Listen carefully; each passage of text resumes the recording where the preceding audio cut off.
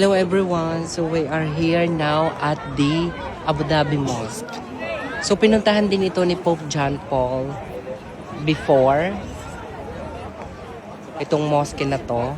So ayan, kami papasok sa loob. So bago kami nakapasok sa loob ng bonggang-bongga, so I will explain it to here na kailangan kumuha muna kayo ng QR code bago kayo makapasok dun sa entrance. And then lalakarin nyo yung napakahabang, siguro mga 5 na lalakarin ninyo, ilang aisle din yon, and then escalator na napakataas, and then mararating nyo na itong mosque na ito ng bonggang-bongga.